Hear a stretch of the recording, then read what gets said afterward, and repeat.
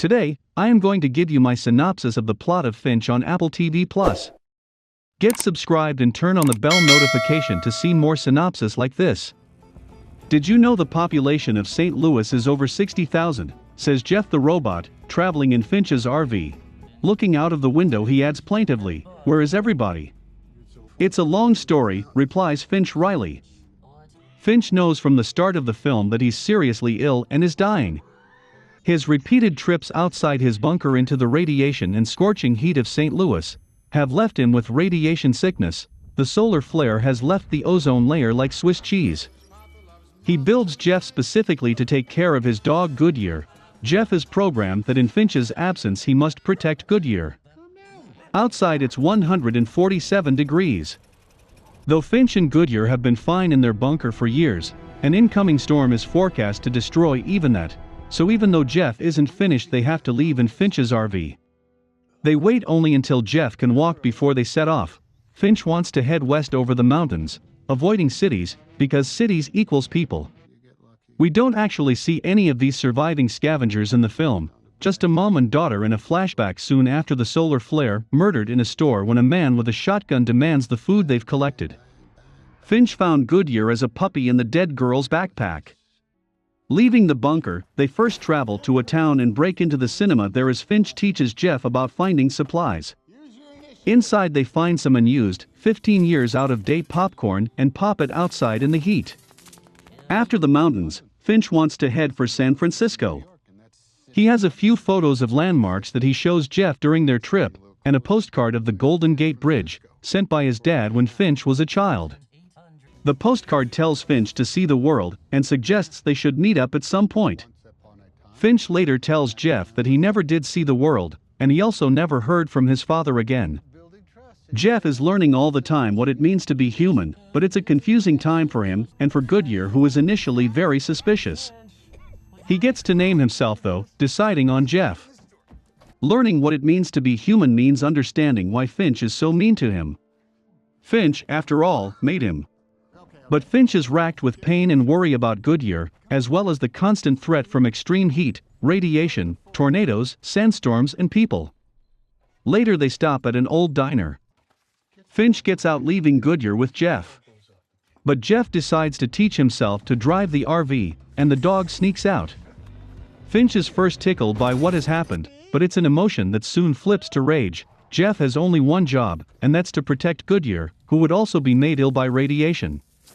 His bad-tempered, worried parent routine, "I know you were born yesterday, but it's time for you to grow up," soon becomes more crushing, telling Jeff that looking after Goodyear is the only reason you exist. He does relent later though, letting Jeff learn to drive. Later the two of them sit out under the stars around a fire. Jeff wonders why they can't travel at night when the atmosphere is less dangerous. Finch angrily points out if it would help he'd already be doing it. At night, in the shadows, the risks are not the sun but people starving people. He is teaching Jeff to trust no one, but he's also, without realizing it, teaching Jeff about family and tradition. With Finch ill and asleep, Jeff parks up in the next deserted city they reach. He creeps out and visits a building, hoping to scavenge. Dewey the robot dog is with him but is damaged and dies. Jeff finds a large Parker coat and puts it on, filling the pockets with tins of supplies. They are not alone though. Finch wakes up, hurries inside and realizes it's a trap. He and Jeff make it back to the RV, but as they drive off another truck comes out of a nearby alley. Jeff is driving into the mountains when Finch realizes they're being followed. It's now dark, and they have to circle back to an underpass to hide in, hoping the other truck will go away. Finch wants Jeff to go through the tunnel and can't understand why he doesn't. In the end they go under, but it's too low and the solar panels on the van's roof are destroyed. Their pursuers can't find them though, and drive away. Jeff is driving in the mountains when a large butterfly hits their windscreen. Finch is amazed as there has been no wildlife for years. Outside more butterflies whirl, and as they travel further they find green plants growing. The open air is no longer death trap. Finch is becoming more and more ill. On a rest stop they sit outside the RV under a white parasol, Finch wearing his posh cream suit and cream trilby, bought to impress Finch's father, who never appeared. Finch explains to Jeff that his mother told him his father had Viking blood and shows him a postcard of a Viking funeral. Jeff meanwhile has been having dreams. After their talk, Jeff wants to leave immediately for San Francisco, but Finch bluntly tells him he's dying and asks Jeff to promise to do what is right for Goodyear. Finch starts to teach Jeff how to play with Goodyear. At first it goes badly, but gradually both get the hang of it. Helped by Jeff, Finch, coughing blood, wants to return to the RV. Jeff asks if he can do something and Finch tells him he already has. They hug, then Finch goes into the van and soon dies. Outside, Jeff hears Goodyear howling over his master. Jeff gives Finch as near as possible a Viking funeral, the body wrapped, topped with Finch's helmet, and burnt on a pyre. Jeff and Goodyear continue on to the Golden Gate Bridge in San Francisco, stopping off en route to play.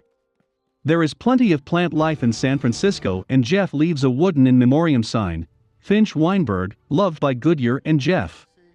Stuck to the bridge are masses of notes, photos and postcards from people moving on, leaving messages for their loved ones with where to find them. Jeff fixes Finch's postcard from his dad to the bridge, and has also added line drawings to it of him, Finch and Goodyear. Jeff and Finch walk off into the distance, looking for survivors, with Jeff starting to tell Goodyear a story. Thanks for watching till the end. Do like and leave a comment, and don't forget to subscribe to the channel.